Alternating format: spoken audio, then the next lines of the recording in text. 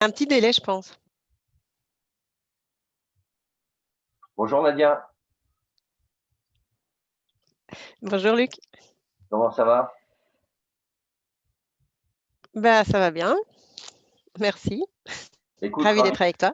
moi aussi, ravi de faire ta connaissance, même par écran interposé. Et puis, écoute, pour commencer, est-ce que tu peux te présenter, nous dire qui tu es, le nom de ton blog, donc ton thème, et quels sont tes projets à terme, à court, donc moyen et long terme? Alors, donc je m'appelle Nadia, je suis copywriter, donc mon activité c'est misscopywriting.com. Et je fais ça depuis à peu près un an et demi, ouais, à peu près. Avant, je viens pas du tout du monde du copywriting et du marketing. J'étais ingénieur civil. Donc, j'ai travaillé dans l'aéro, puis dans le ferroviaire, pour des grosses structures.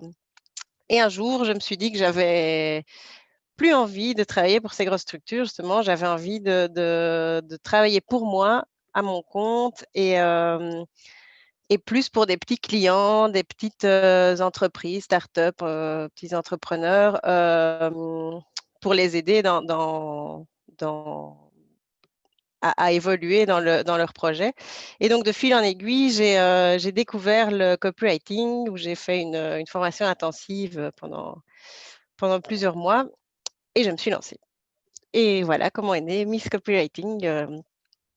Et j'ai beaucoup aimé ça parce que du coup, ça me permettait de continuer à apprendre plein de trucs, découvrir plein de domaines, vraiment approfondir là-dedans et aider des gens beaucoup plus directement que quand je travaillais dans les grandes structures comme avant. Et l'idée de faire ça est venue en même temps que l'idée de créer le blog, ou ça a été vraiment deux démarches séparées que tu as découvertes à la suite, quoi.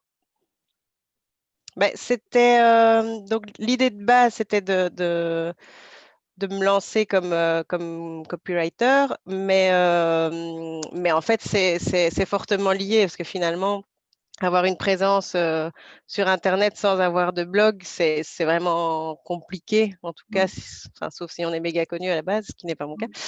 Mm. Donc, c'était lié dès le début. Donc, j'ai commencé d'abord par proposer mes services, mais l'idée du blog était là. Elle est venue juste un peu plus tard par manque de temps, mais c'était prévu assez vite, ouais. D'accord. Tu as suivi une formation aussi pour faire du blogging, ou pas? Bah, je suis actuellement la formation Blogueur Pro d'Olivier Roland, qui est super complète. Enfin, je suivais déjà Olivier Roland depuis quelques années. J'avais reçu son livre de Tout le monde n'a pas la chance d'avoir raté ses études et que j'avais beaucoup aimé. Puis je suivais pas mal ses vidéos sur YouTube, enfin ses actualités. Et puis l'année dernière, quand j'arrêtais pas de postposer le lancement de mon blog, tout à coup, j'ai vu passer une pub de son lancement pour cette édition-ci de Blogueur Pro. Et je me suis dit, c'est le moment, Mm. ça tombe à pic. Ça va m'obliger à lancer une fois pour toutes ce blog. Et effectivement, du coup, je suis sa méthode IKEA et je l'ai lancé assez vite après avoir commencé la formation. Oui, parce à un moment donné, c'est vrai que c'est deux, enfin, c'est deux démarches différentes. En fait, tu as pris une technique, puis après, il fallait mettre en ligne cette technique et ton savoir-faire. Mais c'est vrai que faire un blog comme ça, si ça peut paraître simple, quand on découvre la formation d'Olivier, on comprend vite que ça implique beaucoup de compétences. Ouais, beaucoup de technicité à gauche et à droite. Rien de bien compliqué pris tout seul, mais, mais quand Ah, on les met les unes après les autres, ça fait quand même pas mal de choses, ouais. oui, c'est Et ça. surtout que lui, non, pardon, je t'ai coupé. Non, c'est vrai que si on veut un blog qui fonctionne et qui tourne bien, Euh, c'est euh, c'est pas compliqué, mais c'est complexe. Il faut savoir plein de choses, quoi. Oui, c'est ça. Il ne faut pas laisser tomber, quoi. Mm. Il faut suivre chaque étape les unes après les autres. Et du coup, c'est assez pratique d'avoir ces conseils à lui qui font les choses dans l'ordre petit à petit et au moins ça avance, quoi. Chose que Mm. je n'avais pas avant vu que je n'arrêtais pas de poser. Ah oui, parce qu'en fait, tant que tu sais pas vraiment comment quand je dis on, c'est tous les gens qui sont passés par là. Quand on ne sait pas comment développer un blog, l'alimenter, le mettre en ligne et le faire tourner techniquement pour que ça soit efficace, quoi. Hein. C'est-à-dire que les pages Mm. s'affichent correctement, etc. Tant qu'on n'a pas fait ça, ben, et qu'on ne sait pas comment faire, ben, on a du mal à sauter le pas, quoi, c'est sûr. Ouais, c'est clair. Et par contre, j'ai une autre question, c'est quelle est la différence entre un copywriter et un rédacteur web? Ben, c'est une bonne question parce que la plupart des gens se trompent. Mais même enfin, oui, bref, beaucoup de gens se trompent. Donc, c'est assez classique comme question. En fait, un copywriter, ça va vraiment être quelqu'un qui va t'aider à vendre. Donc, Mm, le but du copywriter, c'est de convaincre son lecteur. La mm, plupart du temps, c'est de convaincre à acheter quelque chose. Ça peut être aussi à se souscrire, je sais pas moi, à aller voir d'autres articles. Enfin, le convaincre de faire une action, mais mm, qui, la plupart du temps, va terminer par être un achat, quoi. mm, Donc, tu vas pas écrire de la même façon quand ton but, quand ton objectif, c'est qu'une personne fasse quelque chose, parce que tu dois vraiment lui parler de ce dont elle a besoin, de ce que tu lui proposes, qui correspond à ce dont elle a besoin. Enfin, ça mm, va être une structure vraiment différente. mm, Qui est comme tu pourrais avoir dans un magasin quand tu as le vendeur qui vient et qui commence à te parler pour voir qu'est-ce qu'il peut faire pour toi. mm. Tandis que le rédacteur, son but, ça va être d'alimenter des blogs avec de la valeur. Le but du rédacteur, ça va être de fidéliser un lecteur pour qu'il ait envie de revenir parce qu'il se dit, bah, ici, j'aime bien ce blog, j'apprends plein de trucs, je perds pas mon temps, quoi. Donc en fait, D'accord. Mm, le rédacteur et le copywriter, ils se complémentent. Le mm, rédacteur va attirer une certaine quantité de lecteurs fidèles et le copywriter va venir avec des tests persuasifs pour lui vendre quelque chose, quoi. oui, donc Donc, du le- copywriting, ça va plutôt être les textes de pages de vente, d'accord. les textes de sites web, ça peut être des pubs sur Facebook, mais aussi des pubs sur des panneaux, ça peut être des Mm. flyers. Tandis que le rédacteur, ça va plutôt être du contenu régulier, quoi. Oui, puis le rédacteur web, si j'ai bien compris, il a aussi des techniques en SEO pour optimiser le trafic, quoi, Ouais. Que le copywriter, normalement, a aussi, mais voilà, on les utilise différemment. chacun pour son objectif, quoi. Mm. Mais donc, d'après ce que tu me dis, le copywriter, donc, il peut aussi aider à rédiger des emails, quoi, de vente. Oui, oui, l'email marketing aussi, pareil, c'est les séquences d'emails de vente, ça va être un copywriter. Ça peut aussi être des scripts de vidéos, des petites vidéos Mm. corporatives, par exemple, pour montrer ce que fait une entreprise ou pour tous ces scripts-là qui ont pour but de convaincre, Mm. ça va être des copywriters. Ouais. Donc, est-ce Après, je qu'on dis peut pas que des dire que rédacteurs ne peuvent pas le faire, mais je veux dire, ils vont utiliser des techniques différentes. mm. Est-ce qu'on peut dire que c'est quelque part scénariser un écrit, un dialogue ou pas? Euh, Dans le cadre de la vidéo, tu veux dire? Ben, que ce soit un article Ou en ou une général? vidéo, est-ce que le copywriting, on peut dire que c'est quelque part scénariser quelque chose, un discours, qui soit écrit ou visuel? Pas, pas vraiment. Tu vas pas mettre les mêmes choses en avant dans l'un et dans l'autre.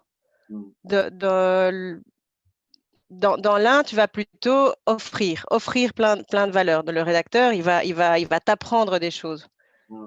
Tandis que dans tes textes de copywriting, ça va plutôt répondre à un besoin, analyser quels D'accord. sont tes problèmes ou tes besoins et te montrer une réponse.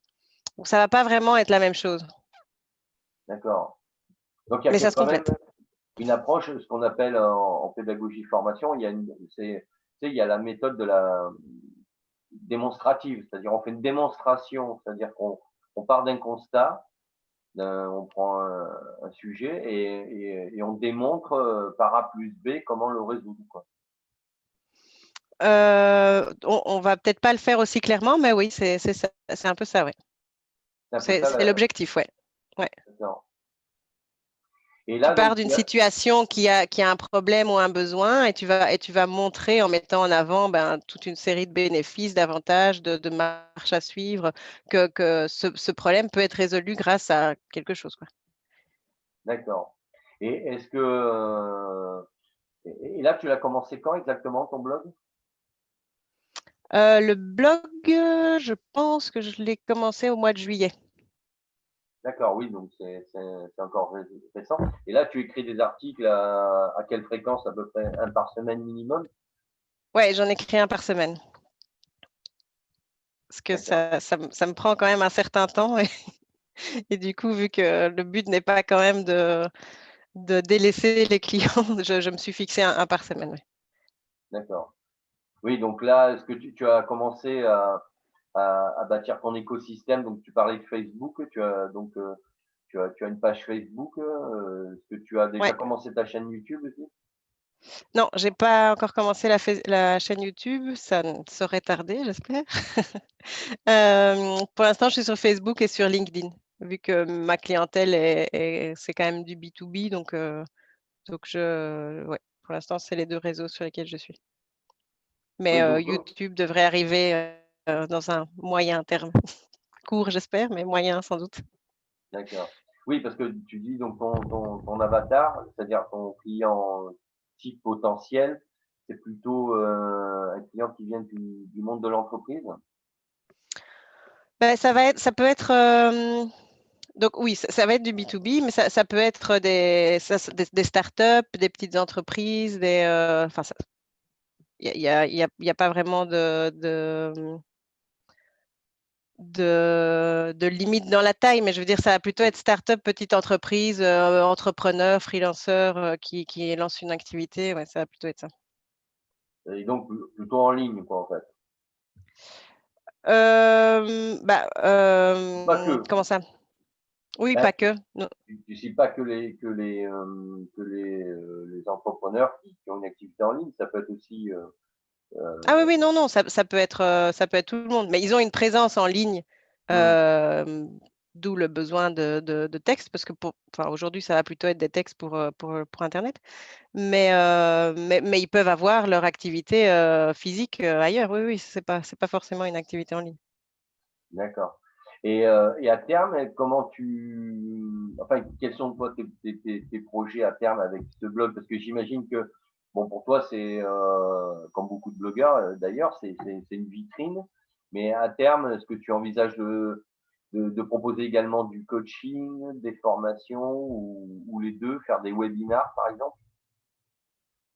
Oui, alors donc pour l'instant, l'objectif du blog, c'est d'attirer du trafic pour faire connaître mes services actuels. Donc Mmh, pour l'instant, je fais donc soit j'écris moi les textes pour certaines entreprises, ou alors je fais des audits de textes qu'ils ont déjà écrits.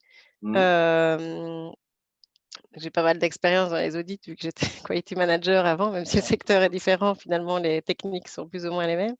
Et actuellement, je fais aussi des coachings pour les gens qui veulent faire eux-mêmes, mais voilà, qui ont besoin d'un peu d'aide, un peu de conseils, ou qui ont déjà certains textes et qui veulent un avis. Donc mmh, ça, je fais déjà actuellement. Et j'ai commencé à donner des formations mmh, qui étaient censées être en présentiel, mais bon, c'était du faux présentiel vu on a dû passer en ligne vu la situation. Mais donc, l'idée à moyen terme, c'est peut-être de continuer à aider ce public-là qui a envie de faire lui-même parce qu'il n'a pas les moyens ou parce qu'il a envie de mmh. développer cette compétence-là. Et du coup, de donner la possibilité aux gens de se former là-dedans aussi. Parce qu'il n'y a pas beaucoup de formation, en fait, dans ce domaine-là, Ah oui, qui vise vraiment l'écriture persuasive. C'est encore assez rare, ouais. Oui, j'ai l'impression comme ça que c'est beaucoup plus développé aux États-Unis. Ouais, aux États-Unis, c'est vraiment très, très développé, ouais. En Espagne, ça commence aussi, c'est là où je me suis formée, parce que ça fait déjà Ah oui. quelques années que c'est de plus en plus connu. Brésil aussi, enfin ouais. En fait, ils suivent le modèle américain où c'est très développé, ouais. Ouais, parce que c'est plus dans leur culture, j'imagine. En Angleterre aussi, peut-être, non? En Angleterre, ouais, en Angleterre, bah, ça suit le modèle américain aussi. C'est pas mal développé, c'est assez connu. Finalement, en fait, quand on y réfléchit, enfin, moi, j'aime bien faire souvent le parallèle avec une boutique physique où on vendrait des produits ou des services. Mm. Tu vas pas aller mettre comme vendeur quelqu'un qui n'y connaît rien à la vente et qui ne sait pas comment aborder un client, le Mm. cerner, voir où sont ses problèmes, voir ce qu'il a besoin, lui proposer. C'est un peu pareil, sauf qu'on n'y pense pas forcément. Mm. On va pas se dire, tiens, si j'écris des textes, je vais faire la même démarche que si je parlais à quelqu'un dans ma boutique, quoi. Ouais, tout à fait. Alors Ouais. que, en fait, si. Oui, parce que c'est vrai qu'en vente, il y a la fameuse méthode de l'entonnoir où, si tu veux, on essaie de comprendre le besoin du client et en fonction de ce qu'il nous dit, petit à petit, l'amener vers son choix. Donc c'est une image, hein, l'entonnoir, c'est Ouais, vous tout pour à en fait. fait C'est arriver c'est à cerner exactement son. la même chose. Mm. Ouais, c'est exactement la même chose dans l'écriture persuasive. C'est exactement le même principe, mais transposé à l'écriture, quoi. Oui. Mais c'est vrai que quand on n'est pas habitué à ce genre de concept, on s'en doute pas forcément, alors que Ouais, quand on fait la comparaison avec le présentiel, ça paraît logique, quoi. tout à fait, oui. Et là, les formations, donc tu envisages de quoi? De commencer par du coaching éventuellement, faire les formations après ou tout en même temps? Euh, je sais pas, c'est pas encore très très défini. Pour l'instant, les formations que je donne, voilà, c'est plutôt en groupe et c'est plutôt à des gens qui se lancent. Mmh. Donc qui n'ont pas encore d'activité et qui partent un peu de zéro. Donc, c'est plutôt pour créer un site internet. Mmh. Et les coachings que j'ai commencé à donner, c'est un peu varié. Donc, l'idée de la formation est là, mais comme ça prend plus de temps, ce sera probablement dans un deuxième temps. Mmh. Euh, et de commencer par du coaching, ouais. Commencer par le coaching. Oui, ça te permet aussi d'avoir un retour Ouais, direct, quoi, avec ton avatar potentiel, entre guillemets, quoi. ouais, c'est ça. Mais tout en gardant aussi les, le, les projets avec des clients directs pour lesquels j'écris, parce que finalement, c'est quand même de là qu'on tire Mmh. aussi énormément d'expérience. Ça de toute façon, ça resterait. Ouais. Oui, parce que à partir du moment où tu maîtrises une technique, j'allais dire même si, comme le dit Olivier, il faut trouver son avatar, mais bon, à un moment donné, c'est peut-être aussi l'avatar qui va venir à ce que tu fais en te trouvant, parce que toi, tu sais déjà, voilà, tu vas pas proposer d'autres thèmes que du copywriting, donc forcément, ça va être dans ces sujets-là, tu vas proposer des formations, quoi. Ouais, oui, oui. Oui, l'idée, c'est d'aider les gens à comprendre les principes de l'écriture persuasive et à les appliquer. Mais finalement, c'est assez vaste. Enfin, comme tu disais, ça peut être le marketing, ça peut être des sites figés, des sites internet, enfin des textes, pardon, pour sites Mmh. internet. Ça peut être des tunnels de vente, comment amener le client qui ne connaît pas une marque à la trouver génialissime et acheter tous ses produits. Enfin, ça peut être vraiment plein de choses en fait. C'est assez vaste. Et justement, comme ça peut être varié, toi, est-ce que tu as déjà une idée? Est-ce que tu partirais sur des formations avec une approche globale et après des spécialisations? Ou tu ferais des packages complets parce qu'à un moment donné, ben, on est obligé d'aborder un peu toutes les problématiques pour bien comprendre le copywriting. Pour l'instant, dans les premières formations que j'ai données, ça vise vraiment le site internet parce que finalement, c'est un peu la base Mhm. c'est la vitrine en ligne de ce qu'on propose. Donc c'est la première étape que j'ai commencé à développer pour les formations en présentiel. Donc, je pense que je partirais peut-être là-dessus parce que comme c'est des techniques qui sont peu connues, quand c'est pas connu, les gens n'y voient pas un grand intérêt à la base, vu que si c'est pas connu, c'est que ça ne doit pas être utile. Oui, Euh, je pense que je commencerai par là parce que c'est un peu la base de ce qu'il faut, ouais. Et après, j'affinerai probablement, ça, je sais pas encore. d'accord. Et là, en termes de... Parce que là, tu as quel module là dans la formation? Ça s'est juste coupé, j'ai pas entendu ce que tu m'as dit. Ah, tu as quel module dans la formation? J'ai pris un peu de retard. Je suis à la fin du module 2. Je termine le module 2, je vais bientôt attaquer le 3. Oui, donc tu un peu de temps encore pour voir venir quoi concernant les Ouais. formations que tu pourrais éventuellement proposer. Et là, pour communiquer, donc il y a ton blog, tu as un compte Facebook. Est-ce que tu as une page Facebook aussi? J'ai une page Facebook, ouais, ouais, c'est Miss Copywriting, ma page Facebook. D'accord.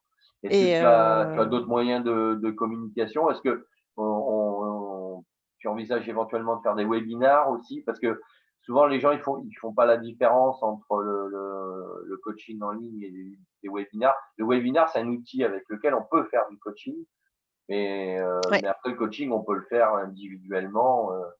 Donc, peut-être que tu vas utiliser cet outil aussi. ouais, pour l'instant, les coachings que je fais, c'est individuel. Donc, Mm. c'est un par un. Mais oui, l'idée du webinaire est là et je la trouve pratique. Ça permet.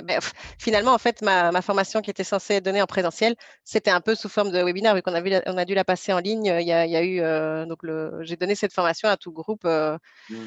En ligne. sur une plateforme internet, ouais, en ligne, ouais. Donc, et ça a bien marché. Ouais, c'est probablement une façon que je vais envisager pour commencer, ouais. Une méthode. C'est assez pratique, ça permet des interactions. C'était quand même Pas mal, très quoi. proche du présentiel finalement. Ouais. Mm. Et tu as, sans indiscrétion, tu as utilisé quel outil pour faire cette formation? J'ai utilisé Zoom, c'est celui que je connais le C'est le mieux, plus pratique, hein. que j'utilise le plus souvent. Après, je sais qu'il y en a plein d'autres, mais voilà, j'ai été à la facilité, c'est celui que je maîtrisais le plus parce que je l'utilise régulièrement avec mes clients. Donc, ouais, j'ai été à la facilité. Mais ça marche bien, ceci dit. Et est-ce que, parce qu'on parle souvent de formation, coaching, mais est-ce que tu envisages aussi de faire du conseil? Parce que souvent on oublie cet aspect-là, mais c'est aussi un aspect qui peut souvent intéresser des entreprises, juste non pas de suivre une formation, mais commencer par du conseil. C'est entre la formation et le coaching, quoi. C'est-à-dire que Ouais. tu donnes juste quelques conseils qui peuvent après t'amener à de la formation, à proposer de la formation et après éventuellement du coaching pour aller plus loin, quoi. Oui, c'est effectivement quelque chose que je trouve assez intéressant en plus parce que ça laisse une liberté du côté du client si voilà, après il applique ou il applique pas. Et en fait, quand je fais des audits, donc je prends Mmh. une situation telle qu'elle est, un client me pose et Mmh. donc analyser la situation. Je viens faire des commentaires sur tiens, mais quel est l'objectif de ça? Qu'est-ce que tu cherches là-dedans, machin. Et en fait, 6 mois après, je propose une séance où on discute de est-ce Mmh. que la stratégie dont on avait parlé, tu l'as mis en place? Est-ce que ça a donné des résultats? D'accord. Donc, cette séance-là, ça tend un peu vers ça. Je l'intègre dans un suivi pas de coaching, je l'intègre dans un suivi d'audit, mais c'est un peu dans cette idée-là, ouais. Donc moi, je viens pas écrire ni investiguer, enfin si investiguer, oui. Mmh. C'est eux qui font, mais j'oriente dans la stratégie et je donne des conseils sur ce qu'ils auraient pu mettre en place ou comment ça a marché ou quoi. Donc oui, ça tend un peu vers ça. Je ne le propose pas en tant que tel tout seul, Mmh. mais, mais oui, et ça marche assez bien. Oui, parce que c'est vrai que l'audit, ce qui est pas mal, c'est que, comme tu viens de le dire, tu donnes un conseil, il l'applique Et après, pour avoir le feedback et voir si on peut mesurer les résultats, ben ça te permet de revenir pour faire une analyse avec, avec le client, quoi. Ouais, c'est ça. Et Et là, s'il pour voit eux les... aussi, ça les pousse un peu à mettre en place des choses et pour voir si ça marche ou pas, à pas juste laisser ça comme ça, en fait. C'est ça, parce que s'il voit qu'il y a effectivement des résultats, c'est là où il va commencer à se poser des questions, parce que ce que tu disais tout à l'heure, si les gens ont du mal à comprendre ce que peut apporter le copywriting, peut-être là, ils peuvent en prendre conscience et se dire, tiens, ça Ouais, serait peut-être intéressant qu'on se forme et voir qu'on se forme avec un accompagnement, donc du coaching pour être sûr qu'on applique correctement les formations. ouais, c'est ça. Ça peut être un ensemble de services qui complètent les uns avec les autres. Ouais. Et là, est-ce que donc tu envisages aussi, parce que c'est ce que font pas mal de blogueurs, est-ce que tu envisages de créer des groupes aussi de discussion, enfin, qui sont des groupes de discussion et d'échange sur ces thèmes-là? Alors, je sais que c'est quelque chose qui marche très bien. Ça crée une communauté relativement facilement. Et j'avoue que pour l'instant, j'y ai pas trop pensé. Et pas tellement parce que je trouve pas l'idée bonne, parce qu'au contraire, je trouve qu'elle est très bonne.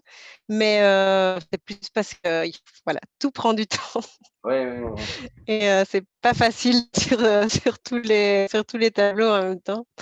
Mais oui, je pense que l'idée est très bonne, ça c'est clair.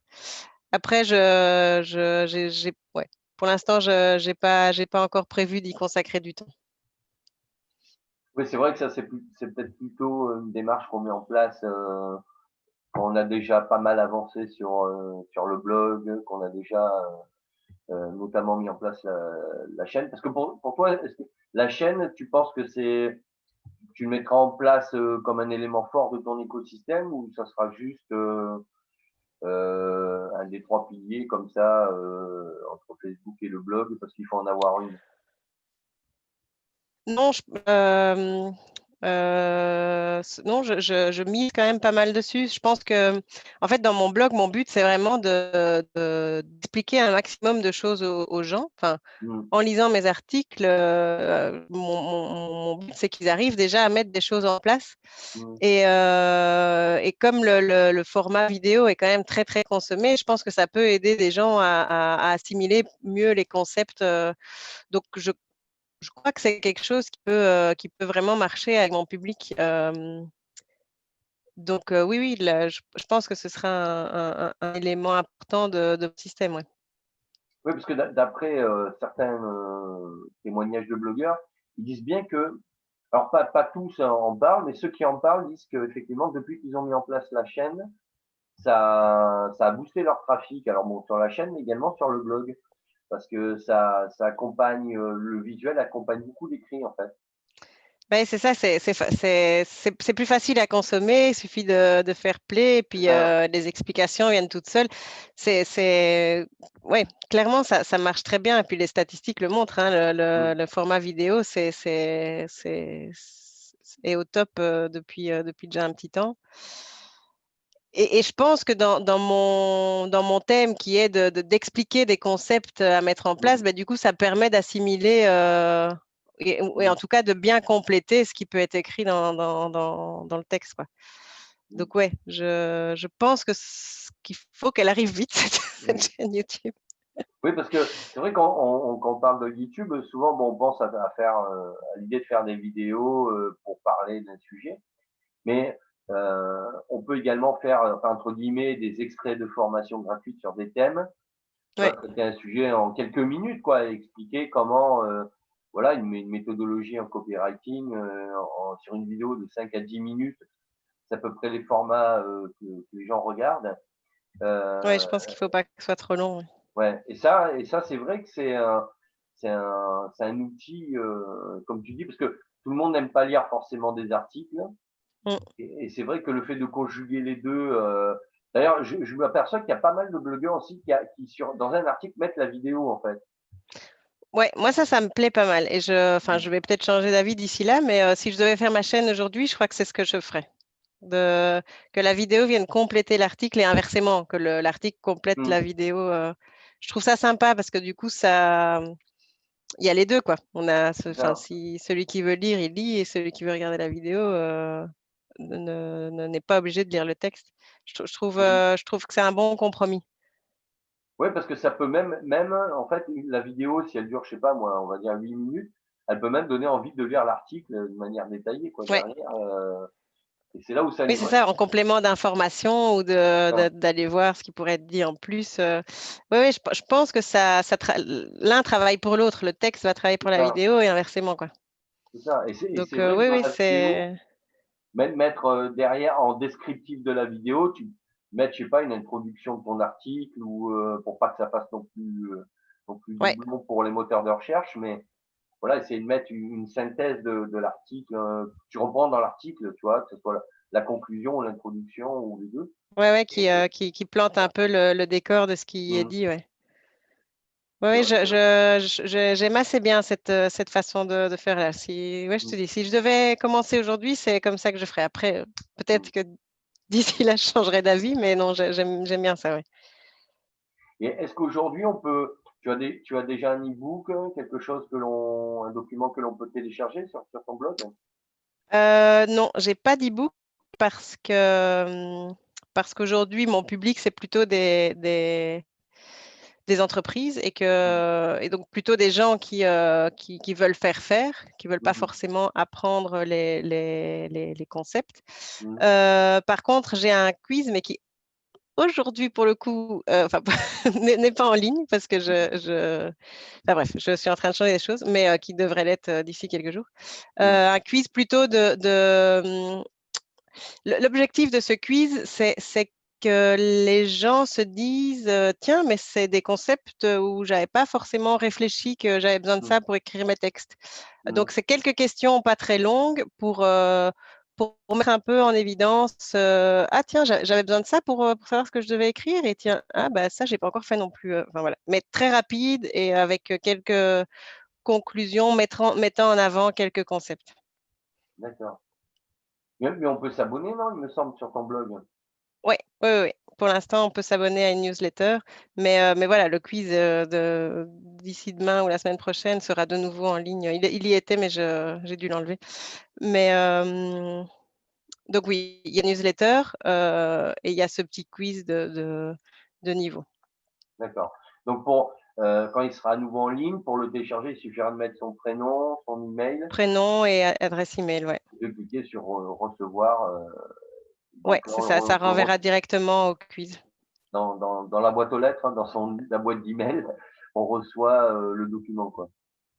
Non, c'est en ligne directement. Ah, ça c'est en ligne, d'accord, Oui, oui, oui. Donc d'accord, ça renvoie directement vers le quiz. C'est 10 questions, une dizaine de questions. Et par contre, ce qui vient par email, c'est le petit résumé, le petit résultat, quoi. d'accord, ok.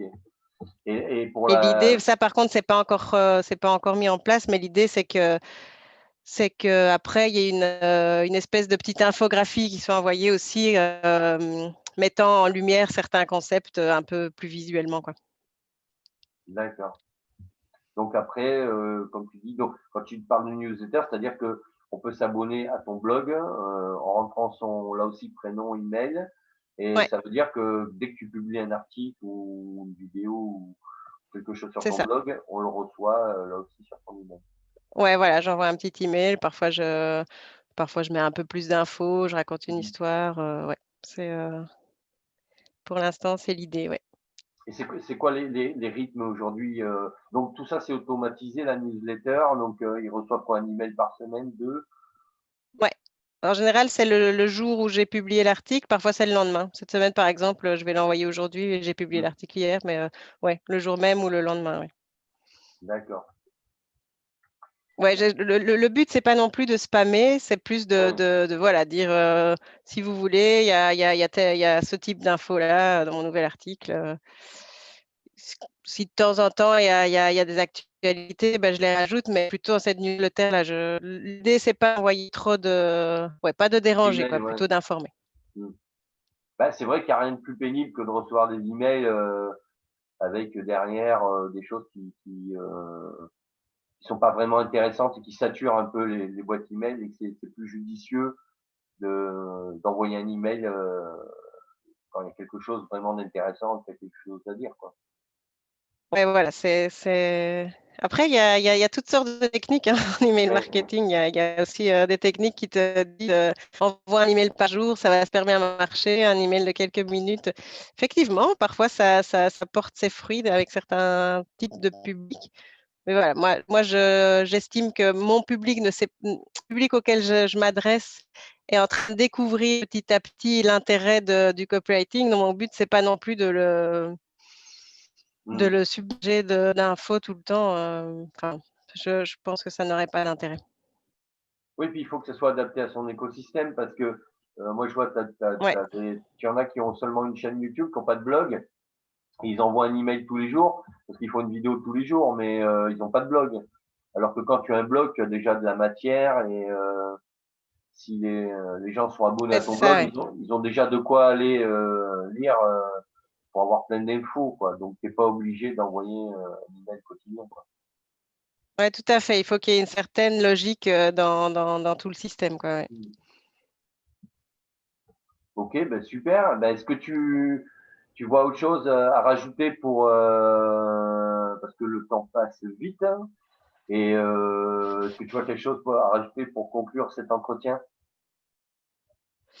Ben, écoute, je suis très contente d'avoir passé sympathique. Et toujours sympa d'échanger nos différents univers. Ça s'est coupé là?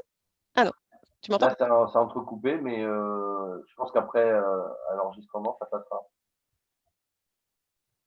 Ah, désolée.